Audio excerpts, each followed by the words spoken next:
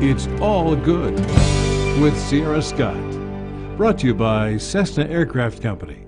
With nearly 80 years in Wichita, Cessna Aircraft Company is proud to sponsor It's All Good, highlighting positive people and activities in our shared community. Central Security Group, peace of mind for you and your family.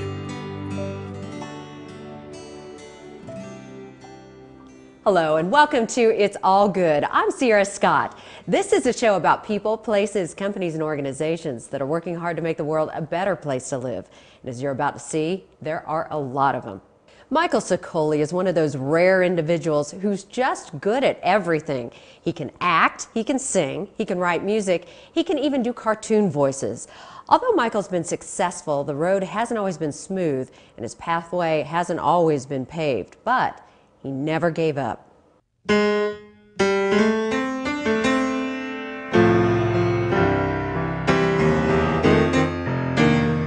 you have the passion, just follow it. Just follow it. That's the advice Michael Sicoli has for anyone who has a dream. Well, that clock on the bar is reading 2:15 in the morning. We've been sitting at this table since about 9:30. When was the first time that you remember performing? My first performance. In our living room. In front of the guests, when everybody said, look at this kid, he's showing up, right? Michael was about 8 years old at the time. The Beatles were big. I'm going to tell you, it was the 60s. And I wanted to be Ringo. Honestly, I did. I didn't have a drum set, so I had these old pieces of, somebody had given me a set of sticks, and I thought, the world had just opened up. I got drumsticks. And the world was his drum. The pads on the couches and the sofas sounded great. So people would come over, and I'd just start singing for them, and I'd do the head, the, I wanna hold your hand, oh yeah. Hey, he looks like Ringo. But there's no music. All there is these drum beats. A few years later, Michael's dad taught him how to play the guitar, and a star was born. Well, we've talked about heaven and heartache. You've told me your life story. And I suppose at some point, you've probably told your mine. After learning the basic chords, Michael was able to translate that talent into playing the piano, too. And I was watching, I think it was Let It Be, the movie. And Paul and John were on the piano, and I thought, these guys are great musicians, right? But then I noticed that Paul was only playing like with two fingers, he was like...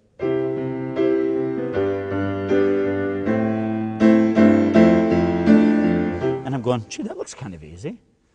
And then Paul comes on and says, I can't read music. And I go, geez, that mustn't be too tough. So I went downstairs and I thought, that's easy. That's all they're doing, right? His newfound talents led him to join a band in school, and before he knew it, they were performing as a trio in the school auditorium. What kind of feel and rush does it give you to perform? There's really nothing like it, Sierra. It's almost like saying that it's a drug that's in you. And if I'm not performing for like 2 or 3 weeks, I'm almost sick inside. I'm almost like, I need that fix. That fix of a crowd. And it's not for the attention. It's for the, just satisfaction of seeing someone like you right now smile and playing a tune and someone's going, oh, I love that. It feeds me. Yeah, it's like a shot of adrenaline. Michael not only sings songs other people have written, he writes songs himself. Really good songs, I might add. We can talk this over in the morning, not before we kiss and say goodnight. I actually consider it a blessing that I'm able to write a tune. A melody that you hold in your hand. You give it to someone and say, look, folks, I just finished this. It's mine. It's that little work of art. Everybody has a method with which they write. How do you do it? How does it happen? Songs basically are just feelings. They're not like homework.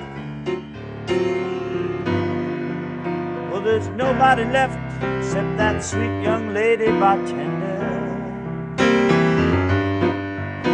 She'd been looking over at us with that what's up look in her eye.